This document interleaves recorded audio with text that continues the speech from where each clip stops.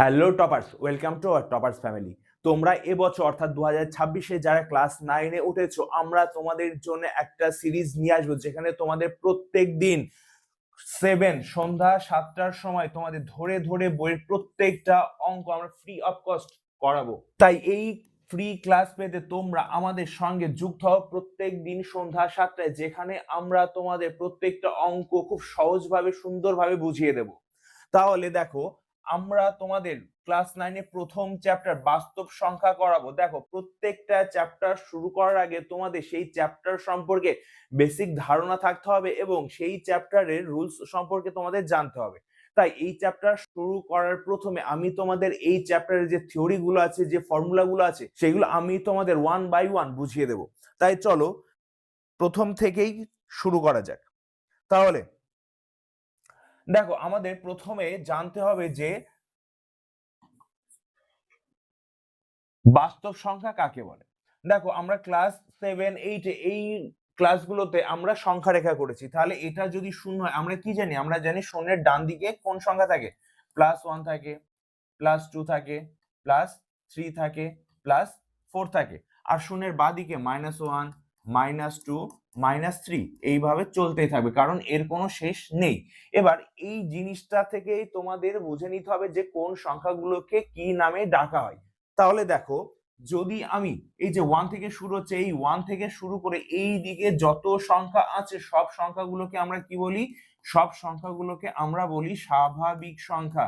কি সংখ্যা বলি? স্বাভাবিক সংখ্যা, যেগুলোকে আমরা ইংলিশে বলি ন্যাচারাল নাম্বার। এই জন্য এগুলোকে এন দ্বারা চিহ্নিত করা হয়। বুঝতে পারলে? তাহলে 1 2 3 4 5 6 7 এইভাবে কন্টিনিউয়াসলি চলতেই থাকবে, এর কোনো শেষ নেই। তাহলে এই সব সংখ্যাগুলোকে আমরা বলি স্বাভাবিক সংখ্যা। তাহলে সাপোজ আমি যদি তোমাদের বলি যে 139, এটা কি সংখ্যা হবে? এটা অবশ্যই কি স্বাভাবিক সংখ্যা হবে। এবার দেখো, এবার যদি শূন্য থেকে শুরু হয়, যদি শূন্য থেকে শুরু হয় এই দিকে যেতে থাকে, তাহলে এটাকে কি বলা হয়? এটাকে বলা হয় অখণ্ড সংখ্যা। তাহলে শূন্য কি সংখ্যা? শূন্য হচ্ছে যে একটা অখণ্ড সংখ্যা। তাহলে এই দুটো ভালো করে বুঝে নাও, যখন 1 থেকে শুরু হবে, 1 থেকে শুরু এইদিকে যাবে, তখন সেটা হচ্ছে স্বাভাবিক সংখ্যা। যখন শূন্য থেকে শুরু এইদিকে যাবে, তখন সেটা অখণ্ড সংখ্যা। এইবার এই যে তুমি টোটাল যে সংখ্যা রেখাটা দেখছো, টোটাল সংখ্যা রেখাটা, এই টোটাল সংখ্যা রেখাটাকে আমরা কি বলি? টোটাল সংখ্যা রেখাকে আমরা বলি পূর্ণ সংখ্যা। কি বলি? পূর্ণ সংখ্যা। এইবার ভালো করে খেয়াল করে দেখো, এই পূর্ণ সংখ্যা না দু প্রকার। কি কি? দেখো, শূন্যের ডান দিকে কি আছে? প্লাস সংখ্যা আছে, যেগুলোকে আমরা বলি ধনাত্মক পূর্ণ সংখ্যা। আবার শূন্যের বাঁ দিকে আছে মাইনাস, যেগুলোকে আমরা বলি ঋণাত্মক পূর্ণ সংখ্যা। তাহলে এইগুলোকে আমরা কি বলবো? যেগুলো পজিটিভ সেগুলোকে আমরা বলবো ধনাত্মক পূর্ণ সংখ্যা, আর যেগুলো মাইনাস সেগুলোকে আমরা বলবো ঋণাত্মক ঋণাত্মক পূর্ণ সংখ্যা। তার মানে এই ছিল মূলত তোমাদের এখান থেকে একটা বেসিক কনসেপ্ট যে কোন সংখ্যাগুলোকে কি বলে। তাহলে বুঝতে পারলে স্বাভাবিক সংখ্যা, অখণ্ড সংখ্যা আর পূর্ণ সংখ্যা। এবার দেখো, এবার এখান থেকে আরেকটা জিনিস বুঝে নিতে হবে যে মূলদ সংখ্যা কাকে বলে। দেখো, তাহলে মূলদ সংখ্যা কাকে বলে? মূলদ সংখ্যা কাকে বলে? না, যে সকল সংখ্যাকে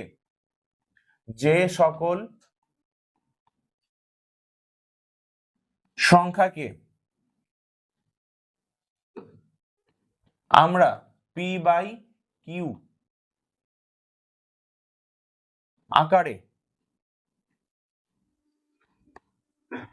প্রকাশ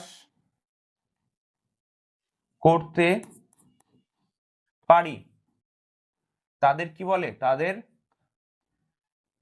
মূলদ সংখ্যা, তাদের মূলদ সংখ্যা বলে। আচ্ছা, এবার এখানে একটা শর্ত আছে যেটা মোস্ট ইম্পর্টেন্ট, যেটা হচ্ছে যে Q not is equal to 0। এই কিউ কখনো শূন্য হতে পারবে না। এবার দেখো কি লেখালাম, যে মূলদ সংখ্যা কাকে বলে? না, যে সকল সংখ্যাকে পি বাই কিউ আকারে প্রকাশ করতে পারি আমরা সেই সমস্ত সংখ্যাকে মূলদ সংখ্যা বলি। তাহলে পি বাই কিউ কি? তোমাদের জন্য সহজ করে বলি। দেখো, আমরা তো জানি যে ভগ্নাংশ মানে কি? ভগ্নাংশ মানে হচ্ছে যে লব বাই হর। তাহলে এখানে একটাই শর্ত হবে যে হর কখনোই শূন্য হতে পারবে না। যারা পি বাই কিউ আকারে বোঝেনি তারা বাংলা কথায় বুঝে না যে যে সকল সংখ্যাকে আমরা লব বাই হর আকারে প্রকাশ করতে পারবো, এক কথায় ভগ্নাংশ আকারে প্রকাশ করতে পারবো, সেগুলোকে আমরা বলি মূলদ সংখ্যা। বোঝা গেল? তাহলে এই শর্ত কি না, হর কখনো শূন্য হবে না। কেন শূন্য হবে না? তোমরা দেখবে যখন ক্যালকুলেটরে হিসাব করবে এইরকম করবে, মানে ওপরে 1/0 নেবে, দেখবে এটা ক্যালকুলেটরও করতে পারবে না, অবশ্যই এখানে এরর লেখা দেখাবে অথবা দেখাবে ক্যান নট ডিভাইডেড বাই 0। বোঝা গেল? এই জন্য নিচে কখনো শূন্য হয় না বা শূন্য দিয়ে ভাগ করা যায় না। সেই জন্য এখানে লিখেছি যে হর বা কিউ কখনো শূন্য হবে না, এটা শূন্য হলে কখনো সম্ভব হবে না। এবার দেখো তাহলে উদাহরণ কি কি হতে পারে? উদাহরণ হতে পারে 2/3। কেন? কারণ দেখো 2/3 তো একটা ভগ্নাংশ, 2 কে আমরা লব বলছি আর 3 কে আমরা বলছি হর। অথবা তুমি যদি পি বাই কিউ আকারে বুঝতে চাও তাহলে ওপরেরটা হচ্ছে পি আর নিচেরটা হচ্ছে যে কিউ, তাহলে এটা আমরা প্রকাশ করতে পারলাম। ঠিক একইভাবে 10/11 এটাও একটা কি সংখ্যা? এটাও একটা মূলদ সংখ্যা। এবার বলো √16, √16 কি মূলদ সংখ্যা?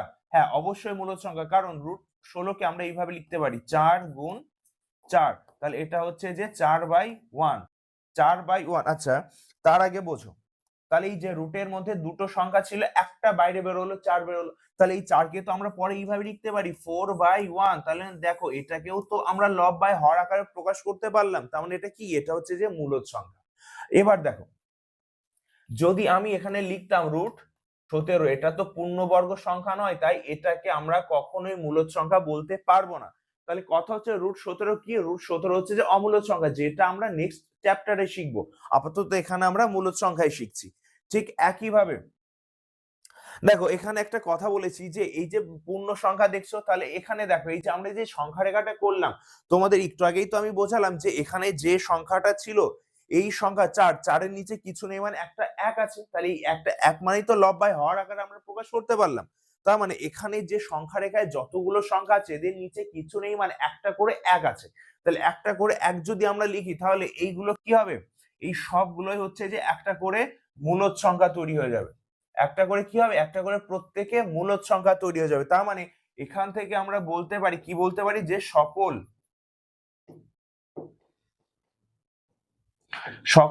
পূর্ণ সংখ্যাই কি সংখ্যা? সকল পূর্ণ সংখ্যাই মূলদ সংখ্যা। ব্যাস এইটা ভালো করে মনে রাখবে যে সকল পূর্ণ সংখ্যায় এক একটা মূলদ সংখ্যা। এবার দেখো এখান থেকে তোমাদের আরেকটা কোশ্চেন আসে। কি কোশ্চেন আসে? যে শূন্য কি মূলদ সংখ্যা? শূন্য কি মূলদ সংখ্যা? এই কোশ্চেনটা তোমাদের আসে। শূন্য কি মূলদ সংখ্যা? বলো শূন্য কি মূলদ সংখ্যা হবে? তাহলে তোমাদের একটু আগে কি বোঝালাম যে সংখ্যা রেখায় যতগুলো সংখ্যা আছে সব সংখ্যাকে আমরা বলি পূর্ণ সংখ্যা, সকল পূর্ণ সংখ্যায় মূলদ সংখ্যা। কেন? কারণ সমস্ত সংখ্যা নিচে কিছু নেই মানে 1 করে আছে, আর 1 করে আছে মানে সেটাকে আমরা পি বাই কিউ অথবা লব বাই হর আকারে প্রকাশ করতে পারি। তাহলে দেখো শূন্যকে আমরা 0/1 লিখতেই পারি, লিখতে পারি তো। তাহলে দেখো হ্যাঁ উত্তর কি হবে? যে হ্যাঁ শূন্য একটি, হ্যাঁ এটি একটি শূন্য একটি মূলদ সংখ্যা। কি হবে উত্তর? শূন্য একটি মূলদ সংখ্যা। কেন?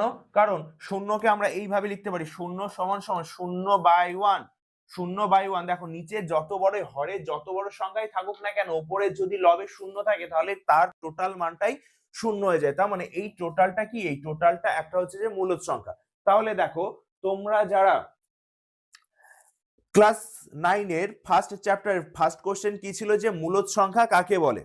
তাহলে দেখো মূলদ সংখ্যা কাকে বলে আমি তোমাদের বুঝিয়ে দিলাম। 4টি মূলদ সংখ্যার উদাহরণ দাও। তাহলে এখানে কটা হয়েছে? এখানে 3টে হয়েছে। তাহলে আরেকটা কি হতে পারে? আরেকটা হতে পারে তোমার 7/15। তার মানে 4টি মূলদ সংখ্যা হয়ে গেল মূলদ সংখ্যা কাকে বলে প্লাস মূলদ সংখ্যার উদাহরণ। এবার দেখো নেক্সট অঙ্কে কি বলেছে? নেক্সট অঙ্কে বলেছে শূন্য কি একটি মূলদ সংখ্যা? তাহলে কি বললাম? হ্যাঁ এটাও উত্তর হবে হ্যাঁ, যে শূন্য একটি মূলদ সংখ্যা। কারণ কি? কারণ হচ্ছে যে এইটা শূন্যকে আমরা 0/1 এই আকারে প্রকাশ করতে পারি। বুঝতে পারলে? তাহলে এই ছিল আজকে এই চ্যাপ্টারের ফার্স্ট পার্ট। তোমরা এগুলোই হচ্ছে ভালো করে বা রিভিশন করো। এরপর থেকে আমরা প্রত্যেকদিন সন্ধ্যা 7টার সময় তোমাদের ক্লাস 9 এর অঙ্কের প্রত্যেকটা অঙ্কের পার্ট নিয়ে আসবো, যেখানে প্রত্যেকটা অঙ্ক তোমাদের ধরে ধরে করিয়ে দেবো। আর অঙ্কের এই পিডিএফ গুলো যদি ডাউনলোড করতে চাও তাহলে আমাদের কমেন্ট সেকশনে একটা চ্যানেলের টেলিগ্রাম চ্যানেলের লিংক পেয়ে যাবে। সেখানে গেলে এই সমস্ত অঙ্কের পিডিএফ গুলো তোমরা ডাউনলোড করতে পারবে। তাহলে সেখান থেকে ডাউনলোড করে নেবে আর এগুলো এখন রিভিশন করো। তাহলে দেখা হবে নেক্সট ভিডিওতে। Thank you.